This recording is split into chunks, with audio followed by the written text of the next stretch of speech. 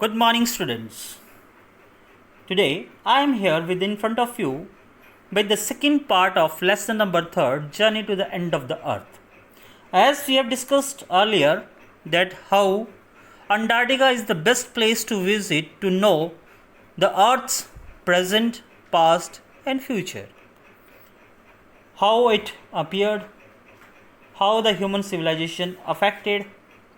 Now, the next is the climate change is one of the most hotly contested debates of our time right now. As you know earlier, we have discussed earlier that the global warming is the result due to the overpopulation and overuse of fossil fuels and overuse of natural resources. Antarctica is a crucial element for this debate.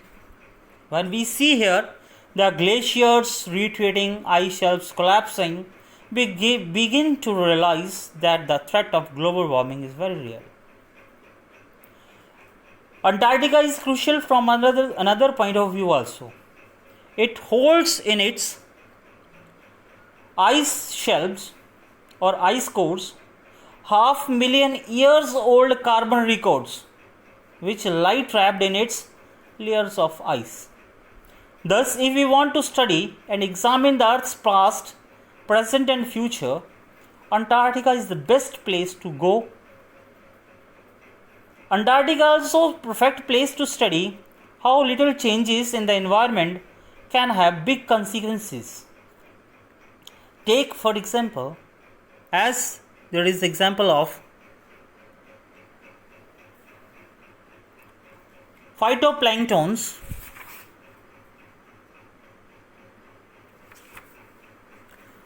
Microscopic phytoplanktons. First of all, we must know about phytoplanktons. They are microscopic grasses of the sea. They form the food chain for the entire southern oceans marine life. These single-celled plants use the sun's energy to assimilate carbon dioxide. That's why these ocean grasses are very important for their existence. But due to the global warming, scientists warn us that a further depletion in the ozone layer will affect the activities of phytoplanktons.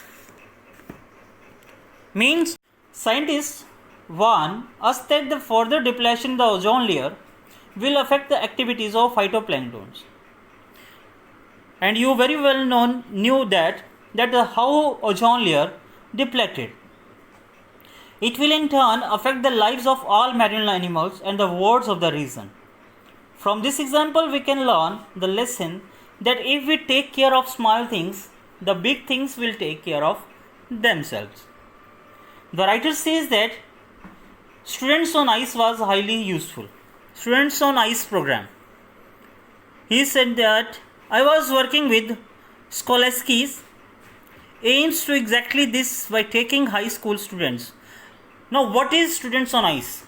This is a program headed by Canadian Geoff Green right now, in which he provided opportunity to the high school students to visit this Antarctica place to know the reality, and he thought that it was very highly useful as they could learn how to protect their environment. And now Geoff Green, who gets tired of carting celebrities and retired rich curiosity seekers who could only give back in limited way, he wanted to work with the students who he thought that the policy generation of future policy makers and have the ability to absorb, learn, and most importantly act what they learn. He thought that these students can take wise steps to control the situation and to combat with this situation, this threat of global warming. Before turning back, all of us get an opportunity to walk on the frozen ocean. It was struck. This was the third part of this lesson, walk on the ocean. It was struck with whiteness that seemed to spread out forever. Underneath their feet was meter-thick ice pack, and underneath that there was 180 meters of living, breathing salt water. At some distance from them, carabiner seals were stretching and sunning themselves on ice floes, much like stray dogs under the shade of banyan tree. The writer says that it was nothing sort of revelation. Then Tishani Doshi returned back to as usual as she reached to the Antarctica. In this context, in this chapter, the writer only wants to discuss about the challenges faced by the planet Earth and the grim situation of this planet Earth, and who is responsible for this.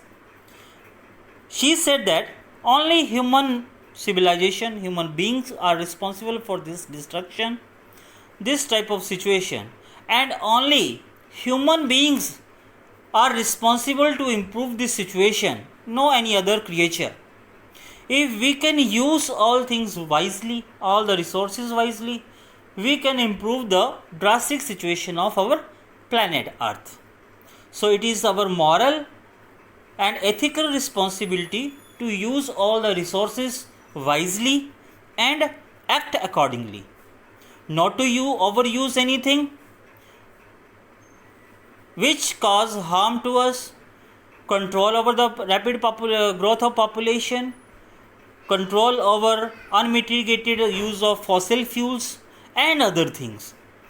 If we act wisely, everything will respond to us wisely. We get everything in our life and we can enjoy our living on this planet Earth. Okay.